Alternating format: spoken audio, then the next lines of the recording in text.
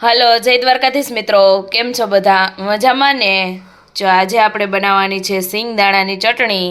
તેના માટે આપણે 1 વાટકો જેટલા સિંગદાણા લઈ લીધા છે અને સાથે આ મરચાં લઈ લીધા છે. 2 મોડા મરચાં છે અને 2 એકદમ જે ફૂલ તીખા મરચાં આવે એ છે. જો તમે વધારે તીખું ખાતા હોય તો તમે બધા તીખા મરચાં પણ લઈ શકો. પછી આ લીલા ધાણા લઈ લીધા છે આપણે થોડાક, અને વઘાર કરવા માટે આપણે આ લીમડો અને 2 લાલ મરચાં લઈ લીધા છે.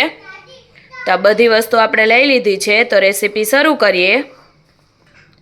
હવે આપણે એક મિક્સર જાર લઈ લઈશું અને તેમાં સૌથી પહેલાં સિંગદાણા નાખી દઈશું અને ત્યાર પછી આપણે તેમાં લીલા ધાણા નાખી દઈશું.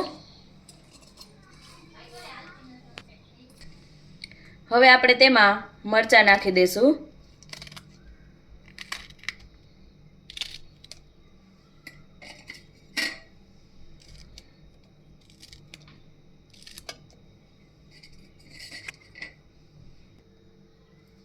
હવે ત્યાર પછી આપણે તેમાં થોડું મીઠું એડ કરી દઈશું.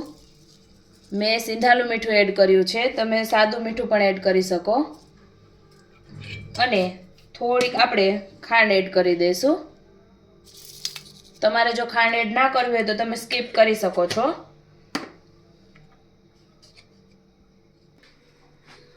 અને ત્યાર પછી આપણે તેને મિક્સરમાં ક્રશ કરી લેશું. હવે આપણે તેમાં થોડું પાણી એડ કરી અને પાછું ક્રશ કરી લેશું. જરૂર પૂરતું આપણે પાણી એડ કરતા જઈશું અને ક્રશ કરી લેશું. તો ચટણી આપણી એકદમ સરસ રીતે પીલાઈ ગઈ છે.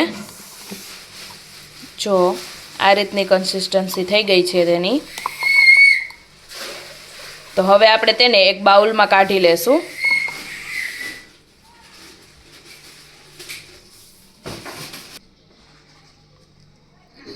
બધી ચટણીને આપણે એક બાઉલમાં કાઢી લેશું. તમે આને આમને પણ ખાઈ શકો, પણ આપણે તેનો વઘાર કરવાનો છે. એટલે સૌથી પહેલાં આપણે બધી એકમાં કાઢી લેશું અને પછી તેનો વઘાર કરશું.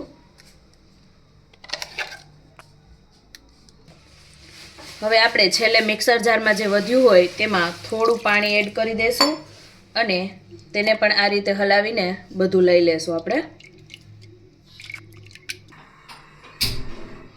અને તેને ચટણીમાં એડ કરી દઈશું અને ત્યાર પછી ચટણીને આપણે હલાવીને સરસ રીતે મિક્સ કરી લેશું.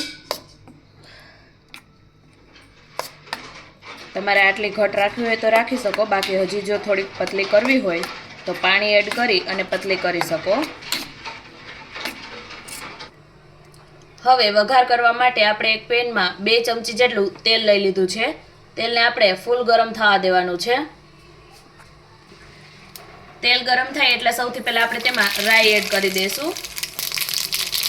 રાઈ ફૂટે એટલે આપણે મરચાં એડ કરી દઈશું અને ત્યાર પછી લીમડો નાખી દઈશું અને વઘારને આપણે આપણી ચટણીમાં એડ કરી દઈશું.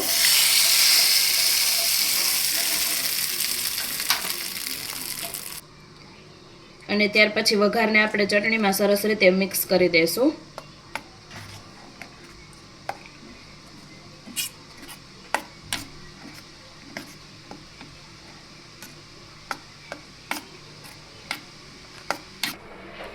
તો તૈયાર છે આપણી સિંગદાણાની ચટણી. હવે આપણે તેને સર્વિંગ બાઉલમાં લઈ લેશું.